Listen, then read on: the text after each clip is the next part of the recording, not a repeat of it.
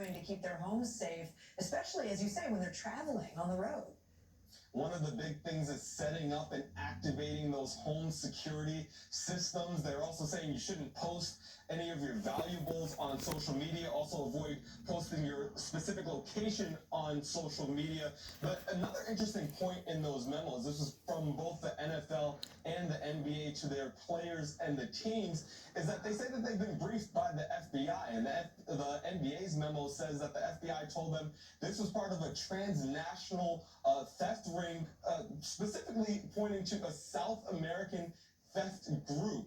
Now, again, we don't know if this incident was connected to the others, but the patterns that you're seeing over and over again are just continuing, Kate. Yeah. All right. Shaq Brewster, thank you so much.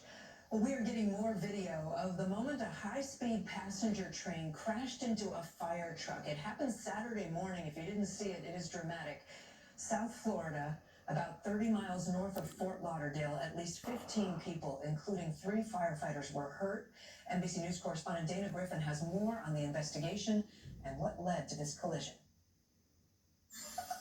Newly released video shows the heart-stopping moment. This high-speed Brightline passenger train slams into a fire truck in Delray Beach, Florida. Video shared by Brightline shows the red and white crossing arm down as the fire truck crosses the tracks on the wrong side of the road. Brightline writing on X, for everyone's safety, never drive around crossing gates when they are down. That's the end of the Brightline. Zach Thrasher was on the train. Can you describe that moment of impact? It was intense. I mean, it was pretty violent.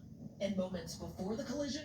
I remember seeing the cargo train go by us, and almost immediately afterwards is when we felt like a slight break, and then the impact immediately after that. Federal and local officials are investigating. The Saturday morning crash sending 12 train passengers and 3 firefighters to the hospital. There were 3 firefighters that were transported.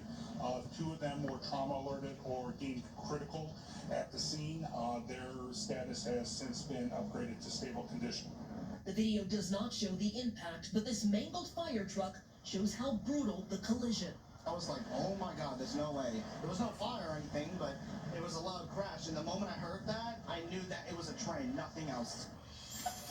Witnesses tell NBC News the fire truck bypassed the crossing gate after a freight train went through the intersection first, possibly unaware of that incoming Brightline train. Back to you. Later this hour, several communities are reeling after a string of deadly storms in the south. We'll take a look at the extensive damage left behind. You're watching NBC News.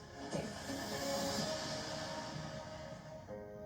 If you're living with HIV, imagine being good to go without daily HIV pills.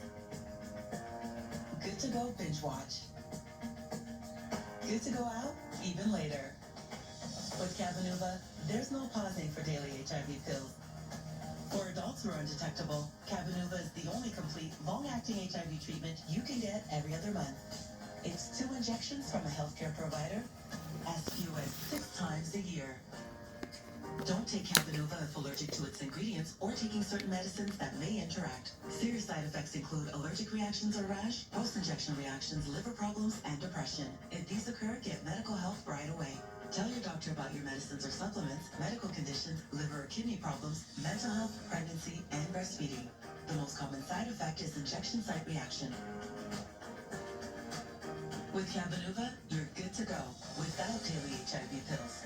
Talk to your doctor about switching. What's this? You keep going through the fridge? It's not the